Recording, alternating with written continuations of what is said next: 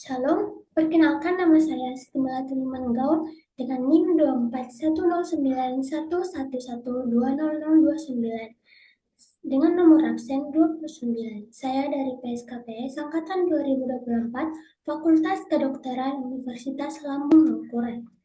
Pada kesempatan kali ini saya akan memaparkan anatomi permukaan.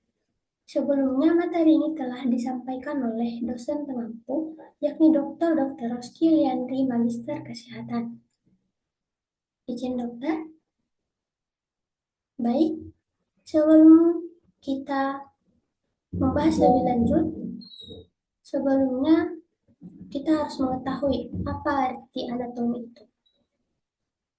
Baik, istilah anatomi berasal dari bahasa Yunani anatomia, dari anateme yang berarti memotong. Anatomi meliputi struktur-struktur yang dapat dilihat secara makroskopik dan secara mikroskopik. Anatomi adalah ilmu yang mempelajari bentuk dan susunan tubuh, baik secara keseluruhan maupun bagian-bagian serta hubungan alat tubuh yang satu dengan yang lainnya. Anatomi permukaan adalah ilmu yang mempelajari posisi dan bentuk bagian-bagian dalam tubuh dengan cara mengamati. Ini memungkinkan kita untuk memahami letak struktur seperti otot, tulang, atau pembuluh darah hanya dengan melihat bentuk atau kontur tubuh. Dengan demikian, anatomi di permukaan membantu tenaga medis untuk mengenali letak bagian dalam tubuh tanpa harus membedahnya. Nah, berikut posisi anatomis, yakni posisi badan tegak berdiri. Kepala, mata, dan jari kaki menghadap ke depan. Anggota badan atas berada di samping dan merapat, sehingga telapak tangan menghadap ke depan. Kemudian, arah ibu jari menjauhi bidang median. Berikut bidang median. Nah, selanjutnya, sumbu dan bidang. Dari gambar ini, kita bisa membedakan sumbu dan bidang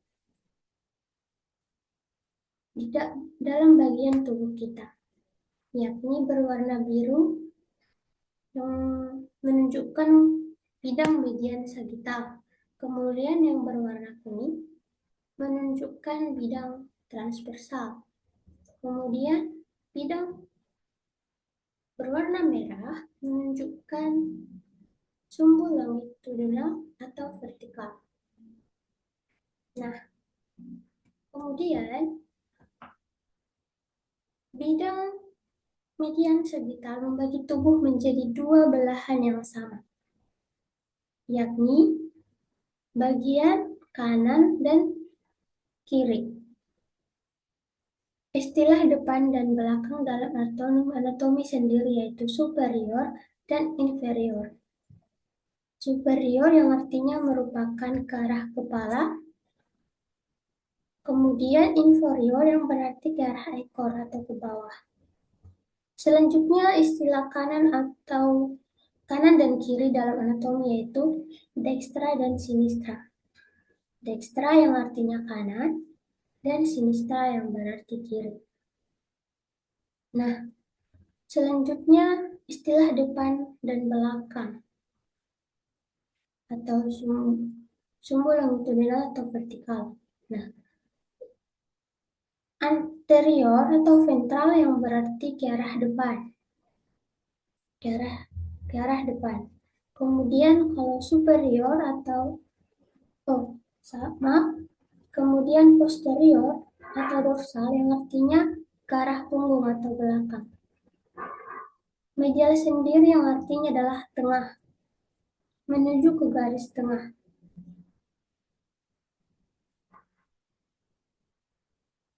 Oke, baik. Bidang dan sumbu sagital adalah bidang dan sumbu yang membagi tubuh manusia dalam vertikal menjadi dua bagian, yaitu bagian kanan, dextra, dan kiri. Nah, seperti yang sudah saya sebutkan tadi. Kemudian, bidang dan sumbu transversal yaitu membagi tubuh manusia dalam bentuk horizontal menjadi bagian atas dan superior. Oke, bisa diperhatikan. Oke, selanjutnya untuk lebih jelasnya kita bisa memperhatikan gambar berikut. Superior, inferior, dorsal, dan anterior. Oke. Kemudian selanjutnya adalah bagian-bagian tubuh. Nah, di bagian-bagian tubuh ini terdapat kaput atau kepala, ada leher, kolum, kemudian trunkus. Trunkus ini dibagi menjadi 3 bagian, yaitu toraks atau dada, kemudian perut atau abdomen, kemudian pelvis atau panggul. Kemudian membrum superior. Ini juga dibagi menjadi 3, yaitu brachium, kemudian antebrachium, kemudian manus. Nah, ini merupakan anggota gerak atas. Brachium yang berarti lengan atas, kemudian antebrachium yaitu lengan bawah, kemudian manus. Manus ini merupakan tangan. Nah, selanjutnya ada membrum inferius. Ini dibagi menjadi 3 bagian. Femur atau tulang tungkai. Kemudian ada cius, ada krus atau tungkai bawah, kemudian kaki atau pes. Nah, yang ini dilihat dari sentral, posisi ventral. Kemudian selanjutnya ada bagian-bagian tubuh yang ini dilihat dari posisi dorsal. Sama ya seperti tadi, hanya bedanya yang dari posisi ventral ini dan ini posisi dorsal. Nah, ini ada di bagian kepala, bagian atas superior, ada os frontale, ada margo infraorbitalis, ada os tigammaticum, ada helix, tragus, antihelix, kemudian ada lanasi, ada lobulus. Nah, banyak di sini. Nah, tulang rawan terdapat pada telinga dan hidung. Selanjutnya, region tubuh kita. Nah, kita bisa lihat di sini ada regio cervicalis anterior, ada regio cervicalis lateralis, ada trigonum devi pleurale, ada regio prestemalis. Nah, yang ini ada regio pectoralis atau dada. Kemudian di sini ada regio inframammaria karena berada di bawah. Nah, di sini ada regio mammaria. Nah, ini ada regio brachyanterior. Kayak yang tadi ya, brachium. Nah, di sini ada juga regio femoris anterior, regio genus anterior. Nah, ini dia.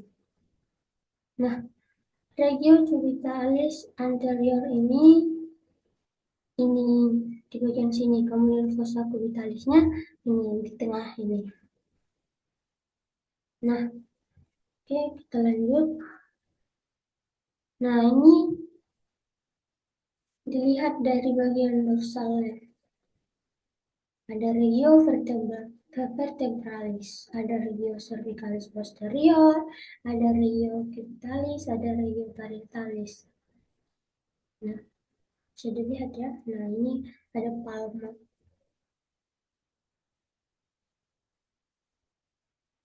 Nah, banyak di sini ada regio axillaris, ada regio brachioposterior. Nah, tulang tulang lengan atas tapi dilihat dari belakang.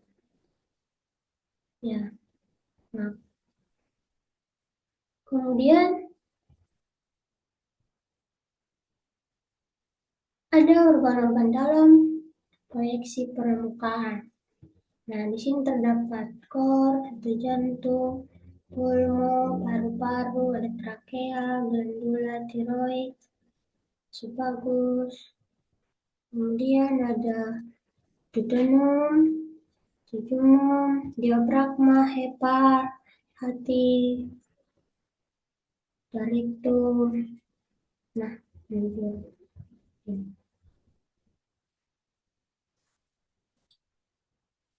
Selanjutnya rangka. Oke. Tulang-tulang rangka dikelompokkan menurut bentuk dan strukturnya. Ada tulang panjang atau salonga, misal tulang-tulang berongga ekstremitas seperti femur dan humerus. Ini ya, humerus dan femur, tulang-tulang berongga. Kemudian ada tulang pendek atau ossa brevis, misal ossa carpalia dan ossa tarsalia. Nah, ini dia telapak tangan, kemudian tarsalia. Kemudian ada tulang pipi, ossa plana, misal iga atau costa, sternum, scapula. Ini ya, pelvis, ada tulang-tulang tengkorak. Baik, ada tulang berisi udara, misal os frontal. Ini ya, os frontal. Ada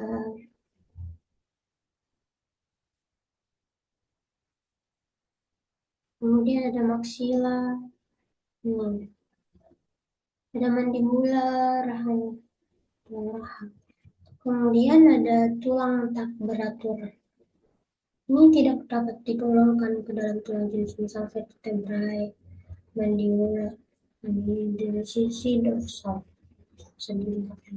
Kemudian ada tulang sesamoid.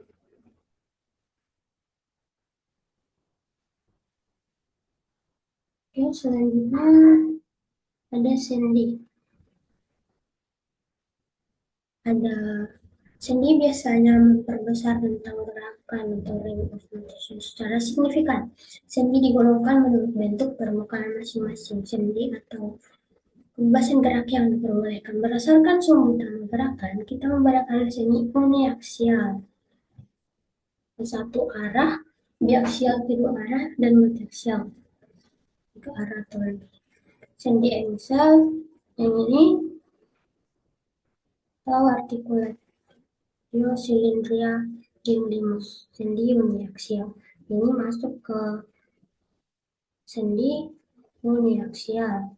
Kemudian B, sendi konoid. Ini masuk ke bagian sendi uniaksial juga, memungkinkan pergerakan lintas. Kemudian ada sendi ungkit, bagian C, uniaksial. Kemudian D, sendi kondylar. Ini masuk ke bagian sendi biaksial. Kemudian yang memungkinkan fleksi, ekstensi, adduksi, dan gerakan otot terbatas. Misal fleksi itu seperti ini. Nah, abduksi dan adduksi. Oke, seperti ini. Oke. Ada bagian E, sendi pelana, masuk ke sendi biaksial. Memungkinkan fleksi, ekstensi, adduksi, dan pergerakan terbatas.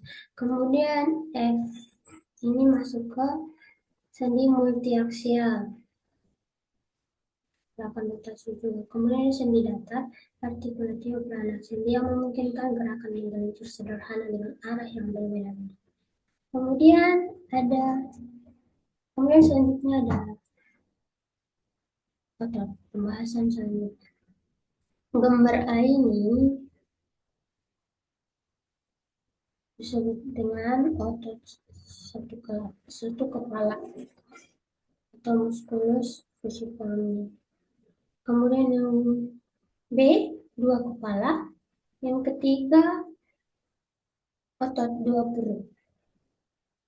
Yang ketiga, banyak kepala, otot pipi, musculus planus.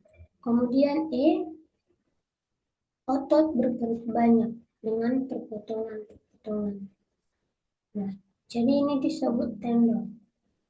Nah, yang motong-motong ini disebut tendon. Namanya ini musculus intersectus. Kemudian yang F, otot unipenatus, musculus semitenatus. Kemudian ada yang terakhir, otot bipenatus. Ini ada dua ya. Oke, baik. Bisa dilihat di sini otot-otot, ada musculus trapezius, ada spina scapulae, ada musculus deltoideus, ada musculus deltoideus, ada musculus teres major. Nah, bisa dilihat di sini. Nah, selanjutnya kita sampai ke sistem kardiovaskular. Baik, sistem kardiovaskular bertanggung jawab untuk mengedarkan darah ke seluruh tubuh. Sistem kardiovaskular merupakan sirkulasi darah yang terdiri dari jantung, kemudian pembuluh darah. Nah, yang berfungsi untuk memberikan dan mengalirkan suplai oksigen, nutrisi ke seluruh jaringan tubuh. Nah, kita lihat bahwa pembuluh darah ini berada di seluruh tubuh. Nah, yang berwarna merah ini disebut arteri.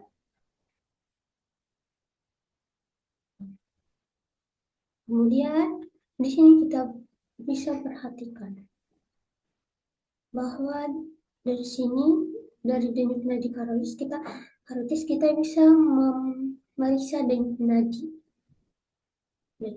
fasialis. Kemudian dari sini juga kita bisa denyut nadi radialis, denyut nadi ulnaris. Fungsi arteri membawa darah dari jantung ke periferi tubuh atau menuju ke paru. Kita memberikan arteri jenis elastis, misal aorta, arteri-arteri yang berada di dekat jantung, dan arteri-arteri jenis muskular. Oke, darah melintas melalui arteri dengan diameter yang terus menyempit sampai mencapai arteriol dan masuk ke suatu jaring kapiler. Tempat terjadi pertukaran oksigen antara darah dan jaringan. Ini selanjutnya ada vena. Nah, gambar yang berwarna biru ini disebut vena atau pembuluh darah balik yang mengangkat karbon dioksida dari seluruh bagian tubuh kembali ke jantung, diisi lagi dengan oksigen. Saya dipahami, bisa dilihat di sini.